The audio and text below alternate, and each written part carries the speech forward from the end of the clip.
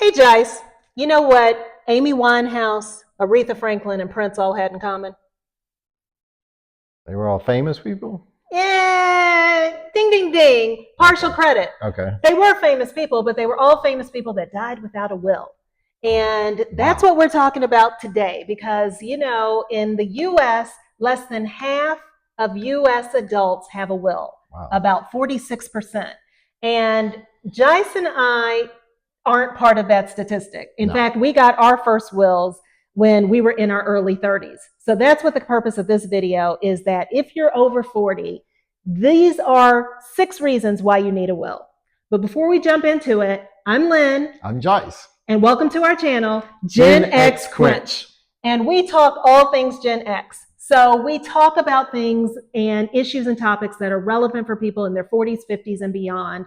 Things like travel, what pre-retirement life looks like from the standpoint of working and finances, what our retirement years are going to look like, where are we going to live, how are we going to live, and what legacy do we want to leave.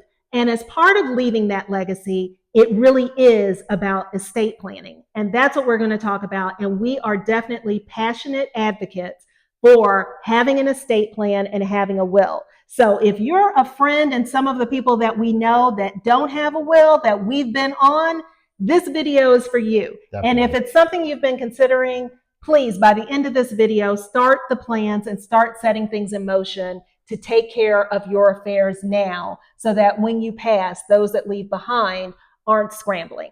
And so with that, let's get into the 6 reasons why we know and believe that you should have a will. Reason number one is for control. You control your assets. You control who they're passed on to. You don't want the state or the probate of your state determining that for you.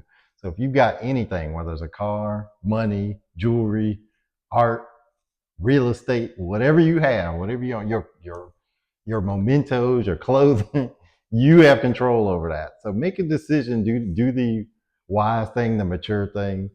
Tell in a will who that should go to. Right. And it's not necessarily just even your, personal tangible things, but just being in control to make sure that if there's organizations, churches, schools, Right. sororities, fraternities, whatever, nonprofits, you become to be in control of who gets the things that you are leaving behind, and you have the say so.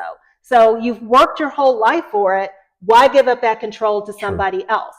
The second reason of having a will is that if you have guardianship of minors, and I know we're talking to Gen X, so probably a lot of us that may have kids, the kids are getting of age around 18 or adult children. But if you have guardianship of kids that are still under 18, maybe you have guardianship of your grandchildren, Right. or even special needs children. So if you have adult children with special needs or elderly parents, and it's not just people, what about your pets? Right. What happens to them? That there are ways that you can leave, resources and money to take care of people and pets, so that if you were to pass, or when you pass, those people and the pets that are like family are taken care of, and you can rest easy knowing that you have left instructions and resources to take care of those that are in your charge today. Yep. And I would say the next reason is family disputes. I've seen many a family get torn apart, not even for a lot of money or assets. Like it could be a $10,000 stilt house and people are fighting over it like it was Fort Knox.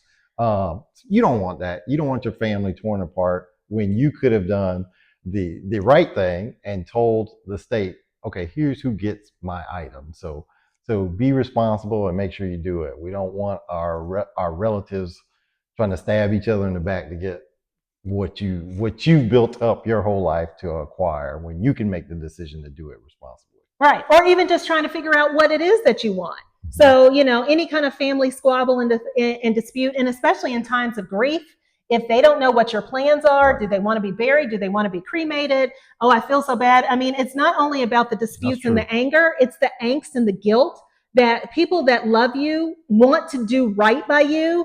And if they have to try to read your mind, that's a lot for somebody to handle and to carry, thinking, did I do what mama wanted me to do? Did I do what, my aunt wanted me to do. They didn't leave, and they're putting all this on me. And me and my siblings are trying to figure this out. And we really just want to do what we know they would have wanted, but they left without giving us any instruction. So it is about, taking care of the people that you love and minimizing any type of confusion after you pass. And along with protecting all of that is that the fourth reason is just from a standpoint of tax planning. When you die, and we are not legal experts by any means, but we do know enough is that there is probate and there are legal expenses and there are fees. And so by not having a will, you are increasing your chance of more money and resources from your estate going to attorneys, to the state, to filing fees, and extra things that you're having to pay for because your family and those left behind are trying to figure it out. So, you don't want to do all of this effort and work and have this pot of money and resources and investments and assets only to unnecessarily give them away to the state or a legal team to take care of it on your behalf. Even though there will be some expenses, you want to minimize those as best you can. And that's done with a properly executed estate plan. Yep. And then that segues great into number 5 in terms of reduction of probate delays and time savings. By you having a will, your family's not having to fight the state court system, or people are filing lawsuits because you didn't have a will. It just speeds up the whole process. And again, it's stressful enough when people die. They don't want to be going to court or fighting the state to basically get what property you could have given specific instructions to in terms of how those would get distributed. So do the right thing and make it easy for your family and your loved ones, or to whomever you're leaving the. Yeah, and that time saving, it's not even just the hassle of that time, but if you have people that you love and, say your kids are trying to buy a house and, you know that you want to leave them money for a down payment, but yet this is all tied up in probate or court. It's more from the standpoint so that also the people left behind from the beneficiaries, they can benefit from, the things that the desire that, okay, mama would have wanted me to have it, but I don't have access to it. So even their plans, their living is put on hold if this is hanging over their head from the standpoint of trying to take the time to solve through it. And then finally, the final decision, it's bigger than the will. It is the estate plan, but it's healthcare decisions and healthcare directives. Most estate plans, in addition to a will, a trust, power of attorney, there are healthcare surrogates. So who do you name that can make healthcare decisions if you are incapacitated? A living will, how do you want to be, kept alive? What does that look like in the transition? So that goes into effect even just from the standpoint if you have an accident, if you get sick, if you go to the hospital. So I think the fact of having that information that your family knows that those decisions are made, your doctor's office, your hospital, they'll want a copy of those types of things. So that's important part too, because in any of these stressful situations, sickness, accident, injury, death, the people left behind are already dealing with the emotional weight of this. Not, having a will takes away some of that burden of the financial and the structural and the project management of trying to manage you, your health, and your decisions on the other side of it. So we think that that's important too. So given all of that, if you're confused and not sure where to start, a few resources is that for a lot of companies, if you're working, that during open enrollment, a lot of times they offer legal services that you can get for a year at a discounted rate. And those services usually do include you got a pre-approved list of attorneys that they vetted. So you can look up, there are estate planning attorneys. That's the kind I need for this year. So that gives you the whole year to plan.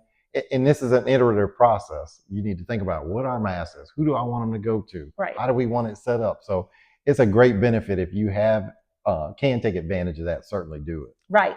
And then estate planning attorneys, asking your network for referrals. If there are people in your network or people in your city that already have it and have worked with an estate planning attorney, ask them who they worked with. I believe a lot of attorneys might offer a free consultation, so you can give them a call and find out what is the process, how do they work, what's their timeline, what are the costs.